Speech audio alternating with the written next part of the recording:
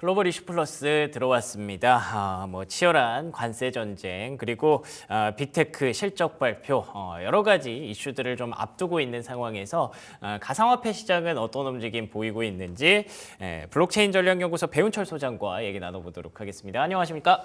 반갑습니다. 네, 반갑습니다. 비트코인 가격이 참 저는 재밌는 것 같아요. 네. 빠질 때는 쭉 빠지고 그리고 나서 지킬 땐 또 지키고 그리고 한 번에 쭉 올라오더니 계속 이렇게 이제 교착 상태에 있었잖아요. 근데 또 한 번에 계단을 쭉 타더니 그리고 또 똑같이 이제 교착 상태에 들어가 있습니다. 네. 진짜 막 이렇게 계단식으로 움직이는 게 되게 흥미로운 것 같아요. 네, 빠질 때도 꽤 안정적으로 지지해주는 맞아요. 부분들도 있고 또 상승할 때는 또 의미 있게 상승하는 부분들 보이는데 지난주에는 기관들의 매집을 통해서 84,000달러에서 94,000달러까지 약 12% 정도 주간 상승을 했고요. 예. 22일에 하루에만 87,000달러에서 94,000달러까지 급상승을 했던 부분이 있습니다. 지난 2월에 96,000달러에서 이제 횡보를 했었는데 네. 이제 앞으로도 이제 96,000달러의 저항선들을 뚫고 상승할 수 있을 것이냐 이런 부분들을 지켜보면 될 것 같고 네. 흥미로운 몇 가지 이제 팩트들은 코인베이스에서 지난 25일 7,000개의 비트코인이 거래소에서 빠져나갔습니다. 개인 지갑으로. 그럼 이런 빠져나가는 부분들은 고래들이 장기 보유를 하거나 스테이킹을 위해서 거래소에서 빠져나간 것이니까 예. 거래소에서 매도되는 부분들은 좀 적어진다 이렇게 볼 수 있겠고요. 크립토퀀트닷컴의 아마르 타하의 얘기에 따르면 이러한 기관 매집 추세가 현물 수요라든지 비트코인 현물 ETF의 순유입 증가와 이제 맞물리면 시장은 좀 더 강세를 보일 수 있다라는 얘기를 했는데 그러면 뭐 비트코인 현물 ETF에 어느 정도의 자금이 들어오는지 좀 살펴볼 필요가 있는데 파사이드 인베스터스 자료에 따르면 비트코인 현물 ETF에 25일 3억 8천만 달러 정도가 유입이 됐었고요. 예. 순유입으로는 6거래일 연속 순유입이 됐었고 22일, 23일에는 9억 달러 규모의 순유입이 되어서 매우 의미 있는 자금들이 ETF에 들어오고 있다. 그러면 이번 상승은 기관들의 매입, 비트코인 ETF의 순유입, 그리고 관세 전쟁에 대한 긴장감 완화라는 세 가지 요인이 작용해서 상승했다고 볼 수 있습니다. 그러니까 제가 또 흥미롭다고 말씀드린 게 딱 그거예요. 그러니까 차트의 어떤 수급, 이런 숫자들, ETF에 얼마나 돈이 유입됐는지 이런 거에 대해서 코인 시장은 별로 거짓말을 안 합니다. 지지선, 저항선, 차트만 보고 매매하시는 분들이 사실 주식 시장에서는 가끔 그러다가 이제 장벽에 걸치기 마련인데 코인 시장에서는 오히려 뭐 이슈보다도 이런 부분들이 더 중요하게 여겨지는 것 같아서 이게 참 흥미로운 그런 부분인 것 같고 어떻게 보면 이쪽에 강점을 갖고 계시는 분들이 왜 코인 투자 많이 하시는지도 되게 느끼게 되는 그런 4월인 것 같습니다. 그나저나 기관 매집 얘기를 좀 해주셨는데 이 부분이 지난주 10% 급등의 원인이라고 얘기를 해주셨는데 이런 기관 투자자들이 계속 사주고 있는 게 반감기를 뭐 인위적으로 당기고 있다라는 얘기가 있는데 이거 사실입니까? 네, 이제 국내 기사에서 좀 제목을 조금 관심을 끌려고 쓴 것 같은데 그렇죠. 의미는 이제 반감기를 당긴다기보다는 반감기의 효과를 가져온다라는 걸로 해석하면 되고요. 예. 이 내용에 대해서 얘기했던 사람은 비트코인의 시대를 썼던 저자 애덤 리빙스턴이 얘기했던 부분이고 마이클 셀러 같은 스트래티지들의 기업 전략이 비트코인의 시장 공급량을 제한시키는 작용을 한다라는 부분인데 실제 이제 비트코인 채굴업자들이 하루에 약 450 BTC를 생산하고 있는데 그동안 스트래티지가 최근 6개월 동안 37만 9,800개의 BTC를 확보함으로써 하루 평균 2,087개의 비트코인을 매입했거든요. 네. 그러면 생산량보다 하루에 이제 매수하는 양들이 훨씬 많다 보니까 시장에 공급되는 양이 줄어들어서 이러한 것들이 반감기와 같은 효과를 보이는 것으로 이제 해석을 해서 얘기를 했던 부분들이고요. 여기에 따라 관련돼서는 이제 블록스트림의 CEO인 아담 백이라는 이제 유명한 이제 투자자가 있는데 스트래티지와 같은 기업 전략들이 비트코인 매수로 계속 이어질 경우에는 비트코인 시가총액이 향후 약 200조 달러 규모까지 확장될 수 있다. 현재 비트코인 시가총액이 2조 달러 규모이기 때문에 예. 앞으로 약 100배 정도의 성장을 전망하고 있었고요. 그러네요. 그리고 피아트 스탠다드라는 책을 쓴 저자인 사이페딘 아모스는 이제 기관 투자자들의 비트코인 매수 전략이 비트코인의 근본적인 프로토콜에는 영향을 미치지 않는다라고 분명하게 얘기를 했습니다. 아, 그렇군요. 뭐 반감기를 뭐 인위적으로 앞당긴다라는 얘기는 약간은 조금 뭐 우리가 흔히 말하는 뭐 어그로 같은 그런 기사라고 보시면 될 것 같고요. 그만큼의 효과를 지금 낼 수 있는 정도의 수급이 강력하게 유입이 되고 있다. 앞으로도 더 유입이 될 것이다 정도로. 어쨌든 이건 또 똑같이 기대감이라고 봐야 될 것 같네요. 앞으로도 계속 제도적으로 좀 더 재편이 될 테니까 비트코인을 더 사라 뭐 이런 얘기인 것 같은데, 그러면 이제 일각에서 얘기가 나오는 강세장으로 다시 돌아섰다라는 얘기에 대해서도 혹시 동의를 하시는지요? 네, 이번에 주목해야 될 부분들은 기관 투자자들이 다시 매수에 들어오면서 네. 기관 투자에 대한 부분들에 대한 관심과 주목이 높아졌다는 부분인데, 이와 관련해서 이제 또 흥미로운 이제 두 명의 이제 전망이 있었는데, 예. 이제 한 명은 로버트 기요사키, 아. 부자아빠로 유명한 그 기요사키가 전망했던 유명한 부분들인데, 분이죠. 기요사키의 전망의 배경에는 미국의 대공황에 대한 전제를 가지고 있습니다. 아이고, 그래요. 대공황에 대한 전제의 세 가지 배경은 뭐냐면 2025년 미국인들의 신용카드 빚이 사상 최고치를 기록하고 있다. 그리고 뭐 아시는 것처럼 미국 부채도 사상 최고치를 기록했다. 세 번째로는 실업률이 상승하고 있기 때문에 이러한 공황 상황에서는 퇴직연금의 가치 등 달러 가치가 하락되기 때문에 달러 약세에 대한 해치 수단으로 세 가지를 제안했는데, 비트코인, 금은 이 세 가지를 제안했고요. 예. 전망에 대한 배경들은 구체적인 근거보다는 이런 매크로한 부분 때문에 비트코인 가격이 상승할 것이다라는 얘기를 했었고요. 좀 더 재미있는 부분들은 이제 캐시우드의 전망인데, 예. 이 아크 인베스트먼트가 지난 24일에 2030년까지의 비트코인 가격 전망에 대한 보고서를 이제 공개했습니다. 이 보고서에 따르면 비트코인 가격을 세 가지 시나리오로 전망을 했는데, 기본 시나리오는 71만 달러까지 상승할 것이다. 71만 달러. 오. 예, 그러면 약 10억 1,500만 원 정도 되고요. 지금보다 한 7배 정도네요. 네, 그리고 약세장일 경우에는 약 30만 달러. 그리고 강세장일 경우에는 무려 150만 달러까지 예상을 했고, 이 강세장에 대한 배경도 기관 투자 자금이 좀 더 공격적으로 유입된다는 시나리오를 가지고 있습니다. 근데 이제 그리고 이러한 부분에서 아까 이제 얘기해 주신 것처럼 예. 이 가상자산 쪽은 기업으로 운영되는 것이 아니기 때문에, 특히 비트코인은 네. 통화량에 가장 큰 영향을 받습니다.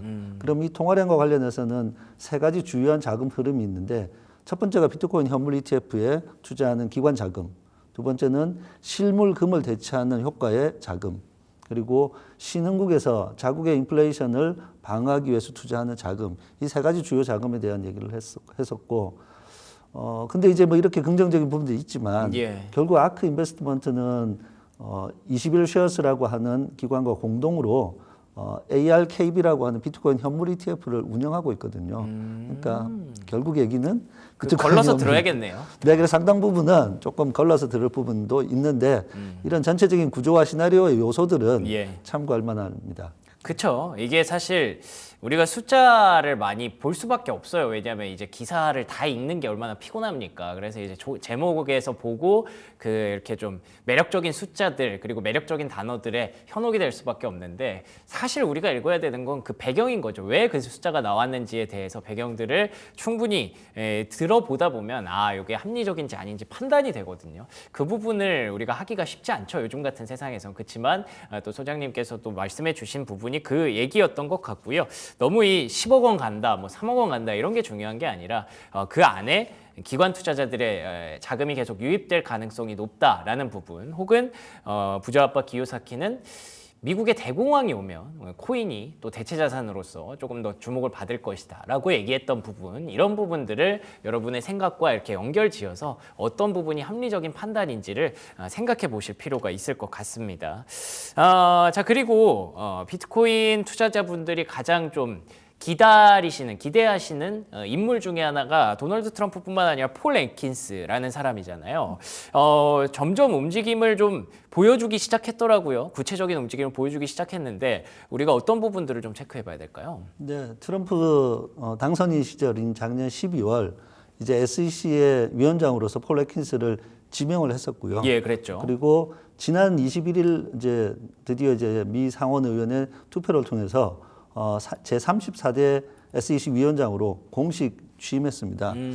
이제 취임한 내용들을 좀 살펴보면 이게 전체 상원의원 100명 중 51명 이상이 찬성해야 되거든요. 예. 근데 찬성표가 52표로 통과가 돼서 조금 시장에서는 그래도 또 이제 견제와 균형하는 부분들이 그러네요. 좀 간당간당했네요. 있는 것 네. 같고요. 취임식에서는 투자자 보호와 규제 명확성에 대한 부분들을 강조했습니다.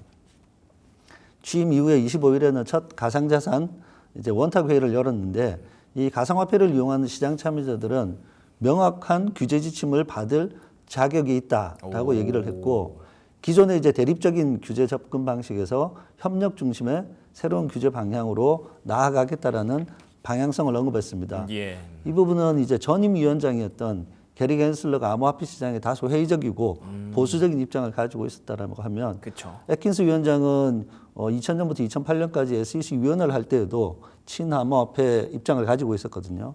그래서 애킨스 위원장의 친암호화폐 입장에 대해서 암호화폐 시장이 반기는 그런 분위기입니다.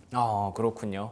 폴 애킨스라는 사람이 앞으로 할 일이 많아질 거예요. 그래서 이 사람이 어떤 얘기를 하는지, 어떤 정책들을 꺼내는지 많이 관심들이 있으실 텐데 그럴 때마다 소장님과 함께 저희가 열심히 한번 정리해 드리도록 하겠습니다.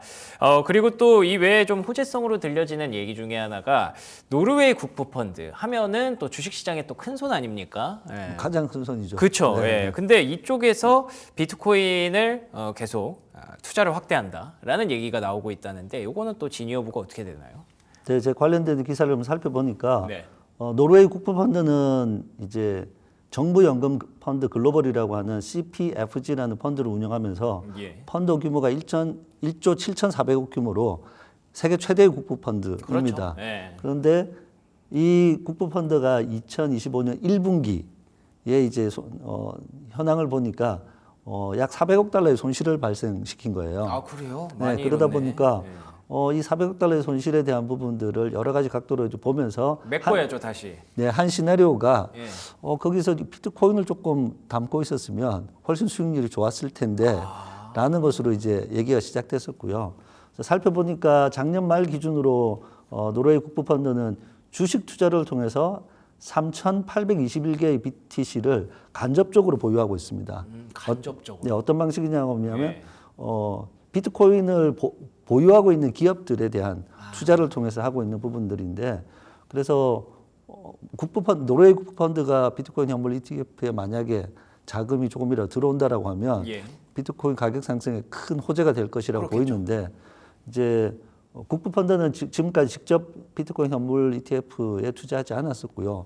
실제로는 금도 직접 투자를 하지 않고 있습니다. 주요 이제 자산으로는 부동산, 재생에너지, 물류자산 등에 분산 투자를 하고 있는데 다만 이제 미국 기술주에 대한 투자들을 통해서 간접 보유를 하고 있는데 그러한 기업들이 스트레티지라든지 마라홀딩스, 코인베이스, 라이어 플랫폼 같은 기업들을 통해서 간접적으로 투자하고 있는데 이제 다른 국부펀드, 이제 아부다비 국부펀드 중에 하나인 무바달라 인베스트먼트 같은 경우는 블랙록의 IBIT라고 하는 비트코인 ETF를 이제 투자해서 4억 3,700만 달러 규모의 투자를 하고 있고요.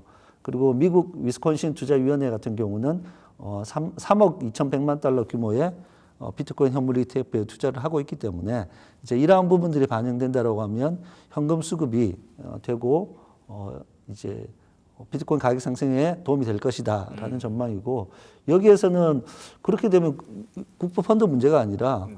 국내 시장에도 비트코인 현물 ETF 거래를 허용해야 되지 않느냐라는 이슈가 다시 주목받게 되는 것이죠.